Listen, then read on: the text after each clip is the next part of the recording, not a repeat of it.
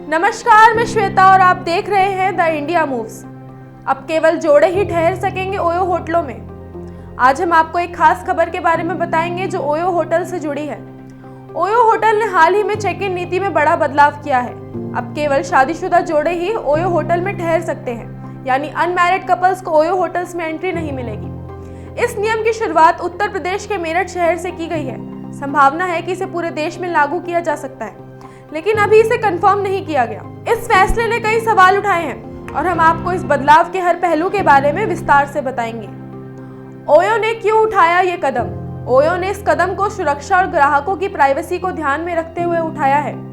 Company का मानना है कि इस नई नीति से ग्राहकों को एक सुरक्षित और आरामदायक वातावरण मिलेगा। ओयो की तरफ से बताया गया है कि इस कदम का मुख्य उद्देश्य होटलों में सुरक्षा और भी मजबूत करना है, खासकर उन जोड़ों के लिए जो शादीशुदा हैं।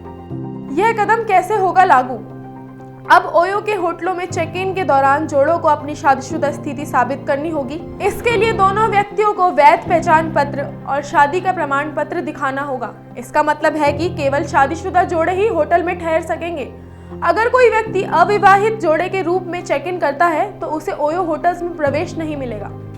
इस नीति का उद्देश्य है कि होटलों में एक सुरक्षित और शांतिपूर्ण माहौल बना रहे और यह सुनिश्चित किया जाए कि केवल वे लोग ही होटल में ठहरेंगे जिनका उद्देश्य सही हो। साथ ही ओयो ने अपनी पॉलिसी में एक बड़ा बदलाव किया है। यह नीति केवल ओयो के आधिकारिक ऐप्स के वेबसाइट पर लागू होगी। ओयो के पार्टनर होटल्स को यह अधिकार मिलेगा कि वह इस नीति को लागू करने में अपनी सोच के हिसाब से बदलाव करें। यानी कुछ होटलों में इसे सख्ती से लागू किया जाएगा, जबकि अन्य में यह थोड़ी लचीली हो सकती है। कौन कौन से लोग होंगे प्रभावित? यह नीति सबसे पहले अविवाहित जोड़ों को प्रभावित करेगी। अगर वे ओयो होटलों में ठहरने का इरादा रखते हैं तो उन्हें अब अन्य विकल्प तलाशने होंगे। अकेले यात्रा करने वाले लोग भी इस बदलाव से प्रभावित हो सकते हैं, क्योंकि उन्हें अपनी सुरक्षा और प्राइवेसी को लेकर चिंताएं हो सकती है। हालांकि परिवार के साथ यात्रा करने वाले लोगों पर इसका कोई प्रभाव नहीं पड़ेगा, क्योंकि परिवार के सदस्य इस नीति से बाहर होंगे।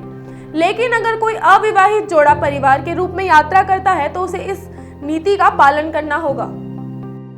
ओयो ने इस नीति को लागू किया है, लेकिन इसका असर और कस्टमर्स के फीडबैक के आधार पर अपनी नीतियों में बदलाव भी कर सकते हैं। ओयो का यह कदम एक कदम सुरक्षा की ओर दिशा में उठाया गया है। हालांकि कुछ यात्रियों को इस नीति से असुविधा हो सकती है, लेकिन ओयो का उद्देश्य अपने ग्राहकों के अनुभव को बेहतर बनाना है।